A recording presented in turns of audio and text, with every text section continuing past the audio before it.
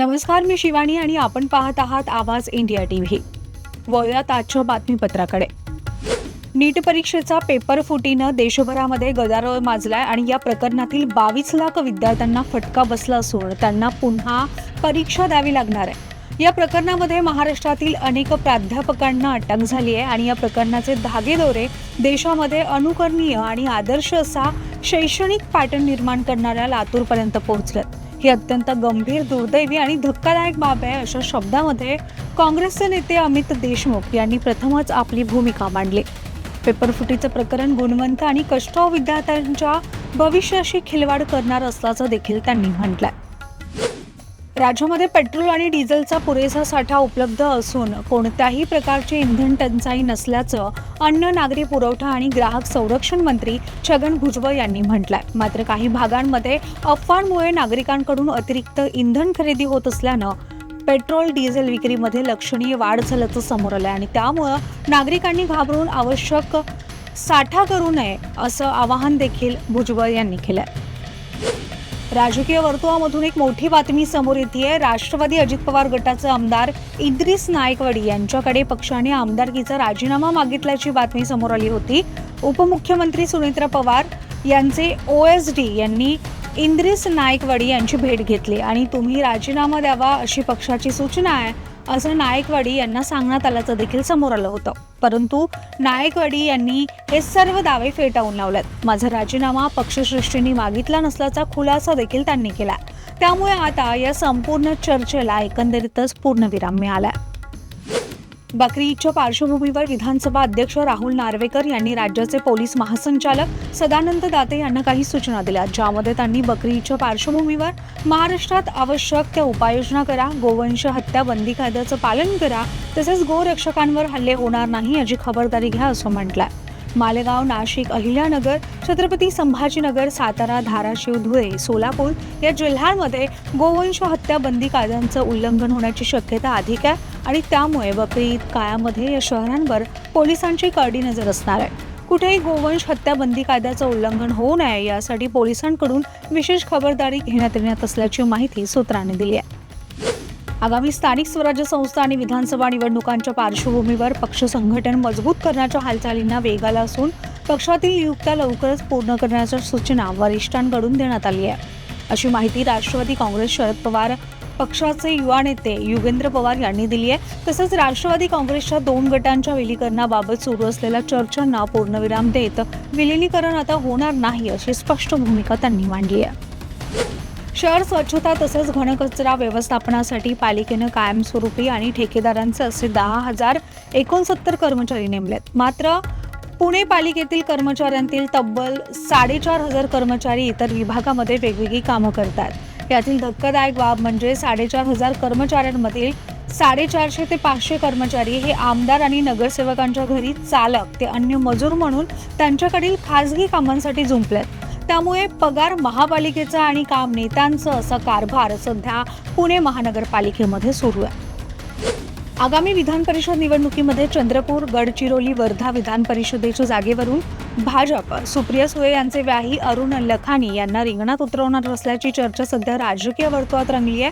सुप्रिया सुळे यांनी रविवारी दिल्लीत जाऊन पंतप्रधान नरेंद्र मोदी यांची भेट घेतली होती आणि यावेळी त्यांनी पंतप्रधान मोदी यांना आपल्या लेकीच्या लग्नाची निमंत्रण पत्रिका दिली आणि यावेळी सुप्रिया सुळे यांच्यासोबत मुलगी रेवती सुळे, जावई सारंग लखानी हे उपस्थित होते. त्यानंतर भाजपकडून विधान परिषद निवडणुकीमध्ये अरुण लखानी यांना उमेदवारी मिळण्याच्या चर्चेनं आणखीनच जोर धरला. मुंबईतील वीरमाता जिजाबाई भोसले उद्यान आणि प्राणी संग्रहालय अर्थातच राणीची बाग येथे लवकर आशियाई सिंहाची जोडी दाखल होणार आहे. गुजरातच्या जुनागड येथील सक्करबाग प्राणी संग्रहालयातून सिंह आणले जाणार आहेत. मात्र या सिंहांच्या बदल्यामध्ये गुजरात प्रशासनानं मुंबईकडे कॅपुचिन माकड, जिराफ आणि एकशिंगी गेंडा यांसारख्या दुर्मिळ प्राण्यांची मागणी केली आहे. केंद्रीय प्राणी संग्रहालय प्राधिकरणाच्या नियमानुसार 2 राज्यांमध्ये प्राण्यांची देवाणघेवाण करताना समतुल्य प्राणी देणं बंधनकारक असतं आणि त्यानुसार मुंबई महानगरपालिकेनं सुरुवातीला गुजरातला हम्बोल्ट पेंग्विन देण्याचा प्रस्ताव दिला होता. मात्र पेंग्विनच्या देखभालीचा खर्च मोठा आणि गुजरातचे उष्ण हवामान यामुळे सक्करबाग प्रशासनानं हा प्रस्ताव नाकारला. पुरंदर विमानतळ प्रकल्पासाठी भूसंपादन प्रक्रियेला मोठी गती मिळाली. अवघ्या 15 दिवसात सुमारे 50% भूसंपादन पूर्ण झाल्याची माहिती समोर आली आहे. 7 गावांमधील 1523 एकर जमीन प्रशासनाच्या ताब्यात येण्याचा मार्ग मोकळा झालाय. राज्य सरकारच्या आकर्षक पॅकेजनंतर शेतकऱ्यांनी मोठ्या प्रमाणामध्ये संमतीपत्रे आणि प्रतिज्ञापत्रे जमा केली आहेत. जिल्हा प्रशासन 10 जूनपर्यंत शेतकऱ्यांची संमतीपत्रे स्वीकारणार आहे. संमतीपत्रांचा वाढता प्रतिसाद लक्षात घेऊन सरकारनं अतिरिक्त 500 कोटी रुपयांचा निधी मंजूर केला. पेट्रोल आणि डिझेलच्या सातत्यानं वाढणाऱ्या दरांमुळे सर्वसामान्य नागरिक होरपळून निघत असतानाच आता याचा मोठा फटका मालवाहतूक करणाऱ्या छोट्या व्यावसायिकांनाही बसू लागला. डिझेलच्या वाढलेल्या किमतींमुळे गोंदिया शहरातील छोटे व्यावसायिक सध्या आर्थिक संकटात सापडले असून भाडे वाढवावे तर ग्राहक तयार होत नाही आणि जुन्या दरामध्ये वाहतूक करावी तर परवडत नाही, अशा दुहेरी संकटात आहेत. डिझेलचे दर वाढल्यामुळे वाहनांचा दैनंदिन खर्चही निघणं कठीण झालं आणि या परिसरातून दररोज भाजीपाला, धान्य आणि इतर जीवनावश्यक वस्तूंचीही वाहतूक केली जाते. मात्र वाढलेल्या इंधन खर्चामुळे व्यवसायाचं गणित पूर्णपणे कोलमडलं असल्याची भावना आता या चालक मालकांनी व्यक्त केली आहे. नाशिकमध्ये भोंदू कमलेश अधिकारी विरोधामध्ये इंदिरानगर पोलीस ठाण्यामध्ये गुन्हा दाखल करण्यात आला. अंधश्रद्धा, अघोरी पूजा आणि देवी तोंडग्याच्या नावाखाली फसवणूक केल्याचा आरोप आहे. सोलापूरच्या 2 भावांना मृत्यूयोगाची भीती दाखवून लाखो रुपये उकळल्याचा दावा देखील करण्यात आलेला आहे. तसंच उज्जैनमध्ये स्मशानभूमीमध्ये अघोरी पूजा आणि पशूंचा बळी दिल्याचाही आरोप आहे. मड बांधण्याच्या बहाण्यानं 2 एकर जमीन स्वतःच्या नावावर करून घेतल्याचा गंभीर आरोप देखील करण्यात आला. अनिसच्या पाठपुराव्यानंतर गुन्हा दाखल झाला असून पोलीस अधिक तपास करतात. जळगाव जामोद तालुक्यातील राजुरा धरण परिसरात असलेल्या एका शेतातील विहिरीमध्ये 5 मृतदेह आढळल्यानं खळबळ उडाली आहे. जामोद तालुक्यातील भाले अंजन गावातील विजय मुसा किराडिया यानं आपली मुले प्रीत किराडिया, प्राची किराडिया, पूर्वी, पियुष या 4 मुलांसह राजुरा धरण परिसरातील विहिरीमध्ये आधी ढकलून त्यानंतर स्वतः आत्महत्या केल्याची माहिती समोर आली आहे आणि या घटनेमुळे परिसरामध्ये मोठी खळबळ उडाली आहे. पुण्यातील हडपसर परिसरातील बॉडी बिल्डिंग आणि नशेसाठी बेकायदा इंजेक्शन विकणाऱ्या एकाला अटक करण्यात आली आहे. खंडणी विरोधी पथक 2 आणि गुन्हे शाखेच्या पथकानं सापळा रचून कारवाई केली. आरोपीची झडती घेतली असता त्याच्याकडे मेफेंटर्मिन सल्फेट इंजेक्शनच्या बाटल्या आढळल्या. त्याच्याकडे औषध विक्रीचा कोणताही परवाना नसल्यानं तसेच औषधांच्या विक्री आणि वापराबाबत त्याला कोणतेही वैद्यकीय प्रशिक्षण नसल्याचं उघड झालं. अभिषेक भंडुडे याला हडपसरमध्ये अटक करण्यात आली आणि त्याच्याकडून मेफेंटर्मिन सल्फेट इंजेक्शनच्या 82 बाटल्या जप्त करण्यात आल्या. पुणे शहरामध्ये कायदा आणि सुव्यवस्था राखण्यासाठी पुणे पोलीस आयुक्तालयानं आज रात्रीपासून पुढील 14 दिवसांसाठी जमावबंदीचे आदेश लागू केले. हा आदेश 26 मे 2026 ते 8 जून 2026 पर्यंत लागू राहणार आहे. पेट्रोल डिझेलच्या वाढत्या दरांविरोधात विविध संघटना आक्रमक झाल्याच्या पार्श्वभूमीवर तसंच आगामी बकरी ईद आणि इतर सणांच्या काळात शांतता राखण्यासाठी पोलिसांनी हे पाऊल उचललं आहे आणि या काळामध्ये सार्वजनिक ठिकाणी 5 किंवा त्यापेक्षा जास्त लोकांनी एकत्र येण्यावर पूर्ण बंदी असणार आहे. तसेच पुणे महानगरपालिकेनेही इंधन खर्च आटोक्यात आणण्यासाठी आपल्या अधिकारी आणि कर्मचाऱ्यांसाठी कार पुलिंग आणि वर्क फ्रॉम होम, ऑनलाईन बैठका अनिवार्य करणारे कडक आदेश जारी केले. ऐरोली परिसरामध्ये महिलांच्या गळ्यातील सोन्याचे दागिने हिसकावून जबरी चोरी करणाऱ्या संघटित टोळीवर रबाई पोलिसांनी महाराष्ट्र संघटित गुन्हेगारी नियंत्रण अधिनियम अंतर्गत कठोर कारवाई केली आहे. 24 मार्च 2026 रोजी ऐरोली आणि तळवली या परिसरामध्ये घडलेल्या 3 चैन चोरीच्या गुन्ह्यांचा रबाई पोलिसांनी तांत्रिक तपास, सीसीटीव्ही फुटेज आणि गोपनीय माहितीच्या आधारे उलगडा केला. या प्रकरणामध्ये 4 आरोपींना अटक करण्यात आली असून अंदाजे 1 लाख रुपयांचा मुद्देमाल जप्त करण्यात आला. तसंच मुख्य आरोपी अविनाश शिशुपाल आणि त्याच्या साथीदारांविरोधात नवी मुंबई आणि मुंबई परिसरात 14 गंभीर गुन्हे दाखल असल्याचं देखील तपासामध्ये निष्पन्न झालंय. IPL 2026 मध्ये साखळी फेरीचा जबरदस्त शेवट झाल्यानंतर आता 26 मे पासून प्ले ऑफचा थरार रंगणार आहे. प्ले ऑफ फेरीमध्ये मंगळवारी 26 मे रोजी क्वालिफायर 1 सामना खेळवण्यात येणार आहे आणि हा सामना जिंकणाऱ्या संघाला थेट अंतिम फेरीमध्ये पोहोचण्याची संधी असणार आहे.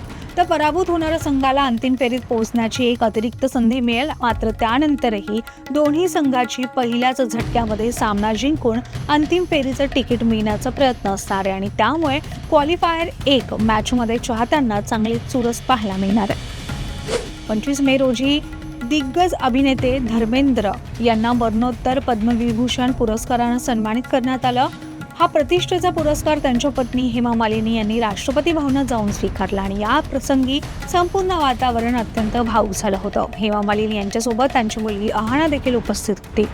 पुरस्कार स्वीकारताना हेमा मालिनी यांच्या चेहऱ्यावर धर्मेंद्र यांच्या आठवणींची वेदना स्पष्ट दिसत होती. तर वडिलांना मिळालेला हा सन्मान पाहून अहाना आपल्या भावना ओढू शकली नाही आणि तिच्या डोळ्यामध्ये अश्रू राहिले. बॉलिवूडचा भाईजान म्हणून अभिनेता सलमान खान ओळखला जातो. त्याच्या चित्रपटांसोबतच तो खाजगी आयुष्यामुळेही चर्चेत असतो. सध्या एका वेगळ्या कारणामुळे सलमान खान चर्चेत आहे. सलमान त्याचा आगामी चित्रपट मातृभूमी यासोबतच पपाराझी यांच्यामधील वाद, त्याच्या अलीकडच्या सोशल मीडिया पोस्टमुळे तो चर्चेत आहे. नुकतेच पापाराझींवर संतापल्यानंतर अभिनेत्यांनी काही क्रिप्टिक पोस्ट केल्या होत्या, परंतु आता त्याचं अधिकृत इंस्टाग्राम अकाउंट अचानक गायब झालं आणि त्यानंतर सोशल मीडियावर विविध प्रकारच्या चर्चा सुरू झाल्या. विदर्भामध्ये उष्णतेचा हाहाकार बघायला मिळतोय. विदर्भामध्ये उष्णता काही कमी होताना दिसत नाही आणि आजही भारतीय हवामान विभागानं रेड अलर्ट जारी केला आहे. विदर्भात दिवसासोबतच रात्रीची उष्णता वाढतीये. वर्धा, अमरावती, चंद्रपूर, गडचिरोली या जिल्ह्यांमध्ये तीव्र उष्णतेसोबतच रेड अलर्ट भारतीय हवामान विभागानं जारी केला आहे. काल विदर्भामध्ये अनेक जिल्ह्यांमध्ये तापमान 44°C पुढे नोंदवण्यात आलंय. आज अकोला, नागपूर या जिल्ह्यांमध्ये उष्णतेचा ऑरेंज अलर्ट जारी करण्यात आला.